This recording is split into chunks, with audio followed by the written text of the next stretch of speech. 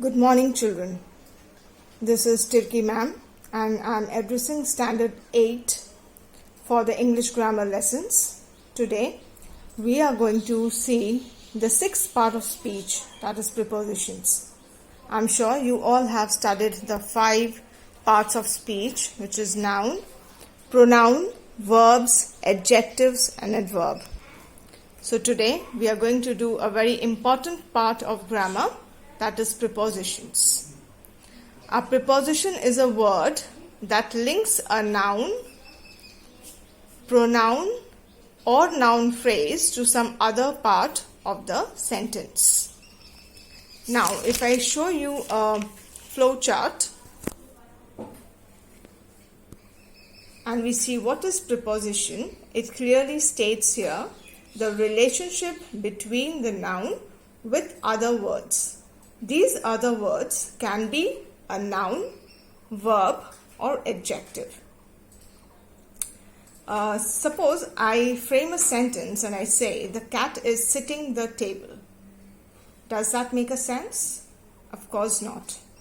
Because the relationship between the sitting of the cat and the table is not very clear here.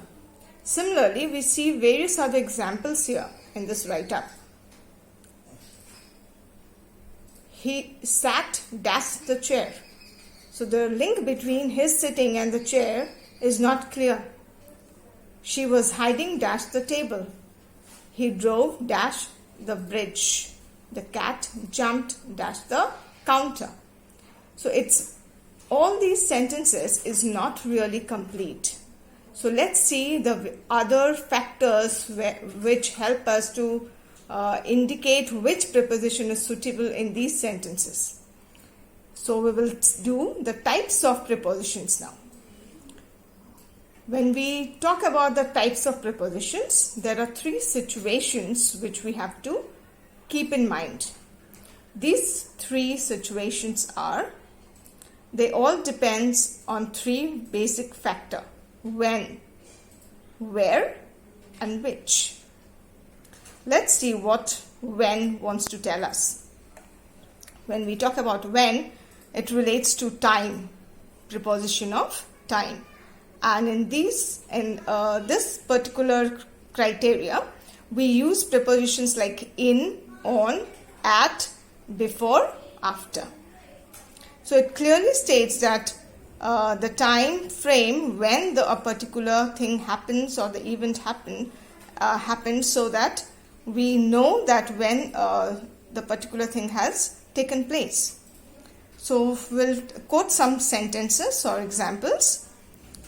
The first one here is January comes dash February. So the appropriate preposition here will be January comes before February, right?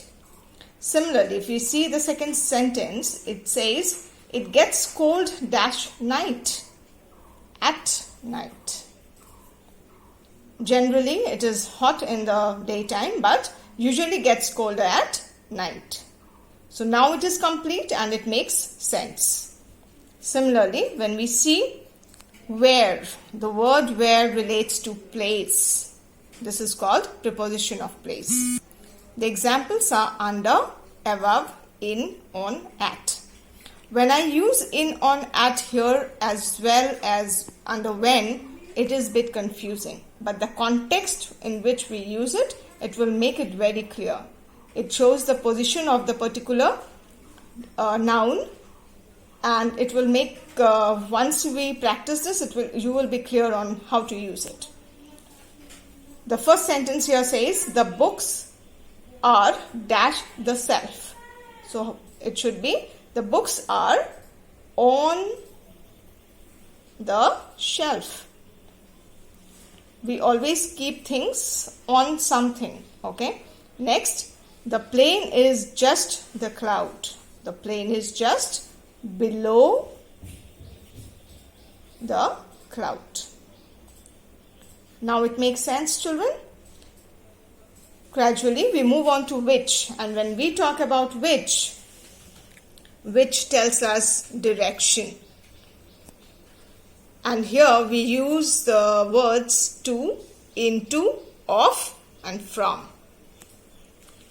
The two examples that I have quoted here. We went to London last week. When did we go? It's last week. And to which place or to which direction? To London. Next, he went up the hill. Which direction of the hill? Up the hill. So now it's clear, children.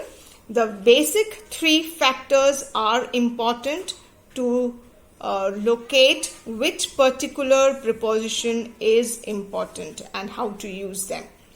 So remember again the three very important factors when you are deciding on a preposition.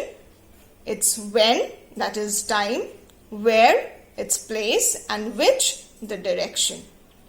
So as I have quoted some sentences for you here, take it as your assignment. Note it down in your notebook, any notebook which you have from your last year as English grammar, and write these and fill it up. And the next class I'll be telling you the answers in Prepositions Part 2. I will also take up the prepositional phrase in that particular video. That's all for today. All of you, stay at home and be safe. Thank you so much.